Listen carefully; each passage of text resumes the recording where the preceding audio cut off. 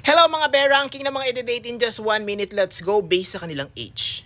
6 years old. Oo. Yung date ninyo paglabas niya ng kindergarten tapos tagu-taguan kayo o kaya habul-habulan. Pinagod nyo pa ako. Ano, taga-iwe? Number 10. 20 years old. Eto medyo form na ang kanyang itsura. Itsura talaga. Tapos, nagsimula na rin siya mangarap sa buhay niya.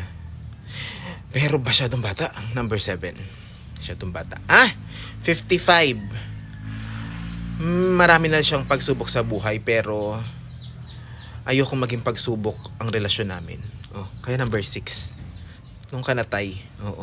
16 years old. Uy, prone pa to sa cancel culture. Papido ka pa nito, be. Hindi pa to. Wala pa tong masyadong ganap sa buhay. Number 9. 12 years old, ito naman kakagraduate ng elementary. Yung date niya naman ito paglabas niya ng school is mga tumbang preso, ganyan, piko. It's a no. Number 8. Huy, hindi ilalagay sa number 5 si tatay. Si lolo na pala. Kaya mo pa ba, lolo? Oo. Kaya pa ba ng mga tuhod? Lolo, manahimik ka na lang sa loob ng bahay. At alagaan ng iyong mga apo. Number 30. Number 30. 30 years old, ito perfect. Perfect. Sana by this time, na-establish niya na yung sarili niya, meron na siyang trabaho, maganda na yung mga prinsipyo niya sa buhay. Ganyan, diba? Number 1.